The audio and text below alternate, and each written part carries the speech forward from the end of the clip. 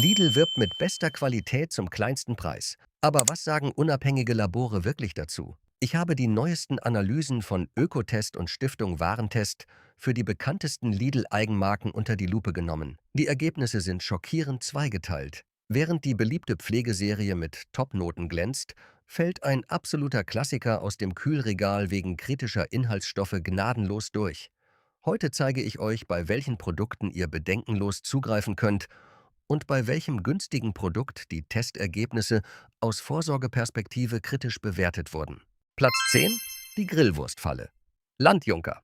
Wir starten direkt bei der Grilltheke. Wer kennt sie nicht? Sie verspricht Grillspaß für den schmalen Geldbeutel, doch die Ergebnisse von Ökotest werfen einen dunklen Schatten auf das nächste BBQ. Was wurde im Labor wirklich gefunden? Es ist nicht nur das Fleisch an sich, das Sorgen bereitet. Die Labore haben zwei kritische Punkte identifiziert: Mineralölrückstände, Mosch und Moa. Das klingt nach Werkstatt, landet aber auf deinem Teller. Diese gesättigten Kohlenwasserstoffe reichern sich im menschlichen Fettgewebe und in Organen an. Die Quelle? Oft die Verpackung oder Schmieröle aus der Produktion. Während die Industrie abwiegelt, warnen Toxikologen vor Langzeitfolgen. Die Phosphatbombe. Damit die Wurst prall und saftig bleibt, werden Phosphate als Stabilisatoren eingesetzt. Das Problem: Künstliche Phosphate gelangen zu fast 100% ins Blut. Für Menschen mit Nierenerkrankungen können hohe Phosphatwerte problematisch sein, weshalb Fachgesellschaften hier zur Zurückhaltung raten. Die bittere Wahrheit über den Preis: Lidl drückt den Preis bei Landjunker massiv. Doch wie ist das möglich? Massentierhaltung. Billiges Fleisch bedeutet oft Haltungsform 1 oder 2. Das heißt, wenig Platz, Stress für die Tiere und eine höhere Keimbelastung, die durch intensive Verarbeitung kaschiert werden muss. Salz als Geschmacksträger. Um mangelndes Aroma auszugleichen, wird massiv gesalzen. Viele dieser Würste decken bereits mit einer Portion den halben Tagesbedarf eines Erwachsenen an Natrium. Mein Fazit für euch: Wenn die Grillwurst weniger kostet als eine Kugel Eis, zahlt jemand anderes den Preis. Der niedrige Preis wirft Fragen zu Tierhaltung und ernährungsphysiologischer Qualität auf. Platz 9: Die Saftanalyse Solevita. Nach dem Fleisch schauen wir ins Getränkeregal zur Marke Solevita. Fruchtsaft gilt als natürlicher Energielieferant, doch die Analysen von Ökotest zeigen, dass natürlich ein dehnbarer Begriff ist. Der Befund der Experten: In Laboruntersuchungen verschiedener Säfte und Nektare wurden bei Discounterprodukten, darunter auch Solevita, Punkte kritisiert, die für den Verbraucher beim Kauf unsichtbar bleiben. Rückstände aus dem Anbau. Bei Säften, die aus Konzentrat hergestellt werden, finden Labore immer wieder Spuren von Pestizidrückständen. Das liegt oft an der globalen Lieferkette. Wenn Orangen oder Äpfel aus konventionellem Anbau in großen Mengen verarbeitet werden, lassen sich Rückstände der Spritzmittel im Endprodukt technisch oft kaum vollständig vermeiden. Hygienische Indikatoren. Patholin. Ein kritischer Punkt bei Apfelsäften ist der Stoff Patholin. Das ist ein Mykotoxan, das entstehen kann, wenn das verarbeitete Obst Druckstellen oder leichte Fäulnis aufwies. Die Testinstitute nutzen diesen Wert als Indikator dafür, wie sorgfältig die Rohstoffe vor der Pressung sortiert wurden. Erhöhte Werte führen hier unweigerlich zu Punktabzug in der Note. Die industrielle Verarbeitung. Solevita-Säfte aus Konzentrat durchlaufen einen intensiven Prozess. Aromaverlust. Beim Entzug von Wasser für den Transport geht das natürliche Fruchtaroma verloren. Es muss später im Werk wieder hinzugefügt werden. Das ist legal, aber eben weit entfernt von der Frische eines Direktsaftes. Der Zuckeraspekt. Auch wenn kein Kristallzucker zugesetzt wird, ist die Konzentration des fruchteigenen Zuckers in diesen Säften sehr hoch. Das Labor bewertet hier oft die Relation zwischen Vitaminen und dem hohen Kaloriengehalt kritisch. Mein Fazit für euch: Der Preisdruck bei Eigenmarken führt oft dazu, dass bei der Rohstoffauswahl weniger streng aussortiert wird als bei Premium-Direktsäften. Wer auf Nummer sicher gehen will, sollte bei Solevita genau hinschauen. Greift lieber zum Direktsaft im Kühlregal statt zur Konzentratware aus dem Tetrapack. So reduziert ihr die Aufnahme von Stoffen, die von Testinstituten als qualitätsmindernd eingestuft wurden. Platz 8: Der Paraffinfalle. Cien. Vom Kühlregal wechseln wir in die Beauty-Abteilung. Die Marke Cien ist bekannt für ihre unschlagbaren Preise. Doch gerade bei der Lippenpflege zeigt sich ein deutlicher Unterschied zwischen günstig und wertvoll. Die Laboranalyse Mineralöl im Fokus in. Untersuchungen von Ökotest schnitten konventionelle Lippenpflegestifte von Cien oft mit der Note ungenügend ab. Der Grund liegt in der chemischen Basis des Produkts, Mosch und Moa. Die Labore fanden in den klassischen Stiften gesättigte Mosch und teilweise auch aromatische Mineralölkohlenwasserstoffe. Das Problem: Im Gegensatz zu einer Hautcreme nimmt man Lippenpflege über den Mund direkt in den Körper auf. Laut der Europäischen Behörde für Lebensmittelsicherheit EFSA sind besonders Moa kritisch, da sie potenziell krebserregende Bestandteile enthalten können. In zertifizierter Naturkosmetik sind diese Stoffe verboten. In der konventionellen Sien-Linie wurden sie jedoch nachgewiesen. Synthetische Polymere und Silikone. Statt hochwertiger pflanzlicher Öle wie Jojoba oder Mandelöl setzen diese Produkte oft auf Paraffine. Diese legen sich wie ein wasserundurchlässiger Film auf die Lippen. Das fühlt sich im ersten Moment geschmeidig an, kann aber einen Gewöhnungseffekt auslösen. Die Haut verlernt, sich selbst zu regulieren, und die Lippen fühlen sich nach kurzer Zeit noch trockener an. Die kuriose Ausnahme bei Lidl. Lidl beweist selbst, dass es besser geht. Die Serie Cien Nature, die Naturkosmetik-Eigenmarke, verzichtet komplett auf Mineralöle und schneidet in Tests regelmäßig mit sehr gut ab. Mein Fazit für euch: Greift im Lidl-Regal nicht blind zum günstigsten Doppelpack. Wenn ihr Mineralölrückstände in eurem Körper vermeiden wollt, macht einen großen Bogen um die Standard-Lippenpflege und nehmt stattdessen die Cien Nature-Variante. Sie kostet nur wenige Cent mehr, verzichtet auf umstrittene Inhaltsstoffe und schneidet deshalb in unabhängigen Tests deutlich besser ab. Platz 7. Die Bio-Falle: Lidl Bio. Lidl hat sein Biosortiment massiv ausgebaut. Doch die Analysen von Ökotest zeigen, das grüne Siegel schützt nicht vor industriellen Verunreinigungen. Ein besonders kritisches Beispiel aus der Vergangenheit waren die Bio-Leinöle und bestimmte Getreideprodukte. Der Befund: Schadstoffe trotz Biosiegel. Mineralöl in Öl.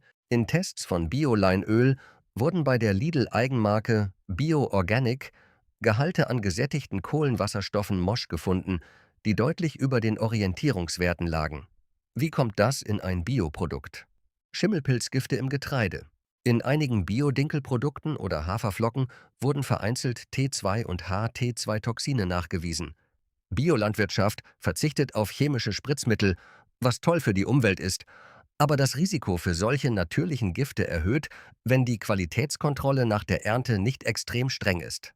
Mein Fazit für euch: Bio bedeutet weniger Pestizide, aber leider nicht automatisch null Schadstoffe. Gerade bei Ölen und Getreide solltet ihr die Testergebnisse im Auge behalten. Lidl bietet hier oft gute Ansätze, kämpft aber mit den typischen Problemen der Massenproduktion.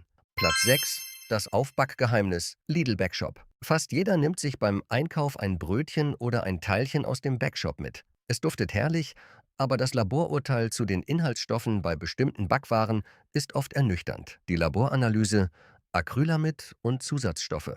Die Acrylamid-Gefahr: Beim starken Erhitzen von stärkehaltigen Lebensmitteln entsteht Acrylamid. In Tests von Stiftung Warentest fielen einige Aufbackprodukte durch erhöhte Werte auf. Acrylamid wird von der EFSA auf Basis von Tierversuchen als potenziell krebserregend eingestuft. Da die Produkte im Backshop oft schnell bei hohen Temperaturen gefinisht werden, ist das Risiko hier höher als beim traditionellen Bäcker. Damit die Teiglinge monatelang tiefgekühlt gelagert werden können und im Laden trotzdem innerhalb von Minuten perfekt aufgehen, werden oft technische Enzyme und Emulgatoren eingesetzt. Diese müssen auf der Zutatenliste im Laden oft gar nicht einzeln aufgeführt werden, können aber bei empfindlichen Menschen Verdauungsprobleme auslösen.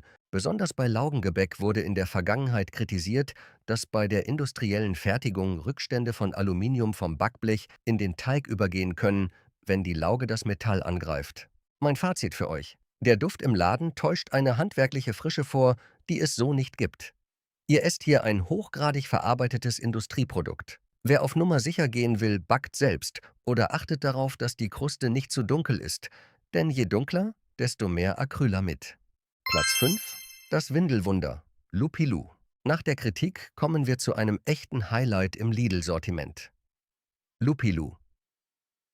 Wenn es um Windeln geht, greifen viele instinktiv zur teuren Markenware. Doch die Analysen von Stiftung Warentest und Ökotest zeigen regelmäßig, das ist oft gar nicht nötig. Sehr gut für den Discounter. Die Windeln von Lupilu schneiden in den Tests oft genauso gut oder sogar besser ab als die Marktführer. In Laboruntersuchungen wurden bei Lupilu keine bedenklichen Inhaltsstoffe wie Glyphosatrückstände, halogenorganische Verbindungen oder Duftstoffe gefunden, die Allergien auslösen könnten. Die Hautverträglichkeit wird konstant als hervorragend eingestuft. Saugfähigkeit und Auslaufschutz. Der Superabsorber im Inneren der Windel hält die Haut trocken und schließt Flüssigkeit sicher ein. Im Praxistest stehen sie der teuren Konkurrenz in nichts nach. Hier macht Lidl alles richtig. Wer bei Windeln zur Eigenmarke greift, spart im Jahr hunderte Euro, ohne die empfindliche Babyhaut mit unnötigen Chemikalien zu belasten. Ein klarer Sieg für die Vernunft. Platz 4. Die Vegan-Falle. Vemondo. Lidl hat mit Vemondo eine riesige Auswahl an veganen Ersatzprodukten geschaffen. Doch während der Geschmack oft überzeugt, zeigen die Laborwerte von Ökotest, dass pflanzlich nicht automatisch gesund bedeutet. Der Befund: Zusatzstoffe und Mineralöl. Besonders bei den veganen Käsealternativen und einigen Ersatzburgern gab es deutliche Kritik. In verschiedenen veganen Scheiben wurden aromatische oder gesättigte Mineralölkohlenwasserstoffe gefunden. Diese gelangen oft über die Kunststoffverpackung oder die Produktionsanlagen in das fetthaltige Produkt. Da veganer Käse oft auf Kokosfett basiert, nimmt er diese Stoffe besonders leicht auf. Damit die Produkte schmecken, wird oft massiv mit Salz und gesättigten Fettsäuren gearbeitet. Einige Fleischersatzprodukte enthalten zudem eine lange Liste an Verdickungsmitteln und Aromen, um die Textur von Fleisch nachzuahmen.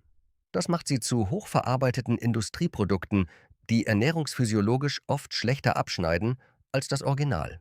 Oft ist der Hauptbestandteil Wasser und Fett. Der Geschmack kommt ausschließlich aus dem Labor. Ökotest kritisiert hier oft die mangelnde Natürlichkeit der Zutatenliste. Vemondo ist toll für die Umwelt und das Tierwohl, aber ein Blick auf die Zutatenliste ist Pflicht. Veganer Käse ist oft ein reines Laborprodukt aus Fett und Stärke. Wenn ihr gesund leben wollt, nutzt diese Produkte als Genussmittel, nicht als Grundnahrungsmittel. Platz 3. Die unsichtbare Gefahr im Kinderzimmer. Playtiv. Wenn wir durch die Aktionsgänge bei Lidl schlendern, führt fast kein Weg an der Marke Playtiv vorbei. Sie lockt uns mit wunderschönem Holzspielzeug, bunten Knetsets und Malutensilien zu Preisen, bei denen große Markenhersteller schlichtweg nicht mithalten können. Doch werfen wir einen Blick hinter die bunte Fassade. Die Analysen von Ökotest offenbaren immer wieder eine bittere Realität. Es scheint fast so, als würde der unschlagbar günstige Preis bei Produkten für die Kleinsten oft durch den Einsatz höchst riskanter Inhaltsstoffe erkauft. Der Befund: Schadstoffe in Kinderhänden. In verschiedenen Laboruntersuchungen von Spielzeug und Bastelutensilien wurden bei Playtiv-Produkten kritische Substanzen nachgewiesen, die in einem Kinderzimmer eigentlich nichts zu suchen haben. Bedenkliche Farbstoffe und Amine. In Malsets oder Knete stießen die Tester teilweise auf aromatische Amine oder bedenkliche Konservierungsstoffe. In einzelnen Tests wurden Stoffe nachgewiesen, die von Testinstituten als kritisch bewertet wurden, insbesondere im Hinblick auf empfindliche Kinderhaut. Bei Spielzeug sollte der Preis niemals das einzige Argument sein. Wenn ihr bei Playtiv kauft, achtet unbedingt auf das GS-Siegel für geprüfte Sicherheit und macht vor allem den eigenen Geruchstest. Wenn ein Plastikspielzeug extrem chemisch stinkt, gehört es schlichtweg nicht in die Hände eurer Kinder. Spart hier lieber an der Menge der Geschenke, statt an der Sicherheit eurer Kleinsten. Platz 2. Die Kaffeetäuschung. Bellarom. Kaffee ist das Lebenselixier der Deutschen und Lidl verspricht uns mit der Marke Bellarom den Premium-Genuss zum absoluten Spottpreis. Doch wenn wir hinter die Kulissen der schicken Verpackung blicken, zeigt die Stiftung Warentest, dass der wahre Preis dieses Kaffees oft an ganz anderer Stelle gezahlt wird. Das Geheimnis eines guten Kaffees liegt in der Röstung. Doch in der Welt der Discounter-Eigenmarken regiert der Zeitdruck und das hat messbare Konsequenzen. Acrylamid und Furan. Wenn Kaffeebohnen industriell in riesigen Mengen in Rekordzeit schockgeröstet werden, entstehen chemische Nebenprodukte wie Acrylamid und Furan. Während handwerkliche Röstereien den Bohnen bei niedrigen Temperaturen Zeit geben, ihre Aromen zu entfalten, führt die aggressive Hitze bei Billigröstungen zu erhöhten Werten dieser Stoffe, die als potenziell krebserregend eingestuft werden. Ihr trinkt also unter Umständen nicht nur Koffein, sondern einen unerwünschten Chemiecocktail aus dem Rösthofen. Die Schattenseite der Lieferkette: ein unschlagbarer Preis bei Bellarom wirft zwangsläufig Fragen nach den sozialen Standards auf. Während Lidl für einige Vorzeigeprodukte stolz das Fairtrade-Siegel nutzt, bleibt die Herkunft bei der Standardware oft im Dunkeln. Wenn eine Packung Kaffee weniger kostet als ein kleiner Cappuccino im Café, könnt ihr davon ausgehen, dass die Bauern am Anfang der Kette kaum genug zum Überleben verdienen. Kaffee ist ein Genussmittel, kein Abfallprodukt. Wer bei Bellarom zum billigsten Angebot greift, konsumiert oft Bohnen, die unter extremem Zeitdruck und zweifelhaften Bedingungen verarbeitet wurden. Mein Rat: Achtet auf das Fairtrade-Siegel oder investiert die 2 € mehr in eine schonende Langzeitröstung. Euer Körper und die Kaffeebauern werden es euch danken. Platz 1: Die künstliche Proteinwelt Milbona. Besonders die High-Protein-Produkte dieser Marke boomen, doch hinter dem sportlichen Image versteckt sich oft ein hochverarbeiteter Chemiebaukasten. Das Schockurteil der Labore: In Untersuchungen wird oft deutlich, wo Frucht draufsteht, ist bei Milbona meistens nur Aroma drin. Aber das eigentliche Problem sind die Zusatzstoffe, die das Produkt überhaupt erst löffelbar machen. Um den Zuckergehalt niedrig zu halten, setzt Milbona massiv auf Süßstoffe wie Acesulfam K und Sucralose. Diese stehen unter Beobachtung, da sie die Darmflora beeinflussen können und den Körper auf Dauersüß programmieren. Damit der fettarme Joghurt schön cremig wirkt, wird mit modifizierter Stärke und Carrageen nachgeholfen. Carrageen wird in Fachkreisen kritisch diskutiert, da es Entzündungen im Darm fördern kann. Aroma statt echter Zutaten: Wer einen Erdbeerjoghurt kauft, erwartet Erdbeeren. Bei vielen Milbona-Produkten kommt der Geschmack jedoch fast ausschließlich aus dem Labor. Das ist legaler Betrug am Geschmackssinn. Mein Fazit für euch: Milbona verkauft euch ein Lifestyle-Gefühl von Fitness und Gesundheit. Aber schaut auf die Rückseite. Wenn die Zutatenliste länger ist als eure Trainingseinheit, dann ist es kein Lebensmittel mehr, sondern ein Industrieprodukt. Greift lieber zum Naturjoghurt und schnippelt euer Obst selbst rein. Das war unser großer Check der Lidl-Eigenmarken. Wie ihr gesehen habt, günstig ist kein automatisches Urteil für die Qualität. Wichtig für euch zu wissen: Alle Ergebnisse, über die wir heute gesprochen haben, beziehen sich auf die spezifischen Labortests von Ökotest und Stiftung Warentest aus den letzten 2 Jahren. Da Hersteller ihre Rezepturen nach schlechten Bewertungen oft anpassen, lohnt sich immer ein Blick auf die aktuelle Packung. Werdet zu bewussten Konsumenten und schaut auf die Inhaltsstoffe, denn eure Gesundheit ist das wertvollste Gut, das ihr habt. Wir sehen uns im nächsten Video.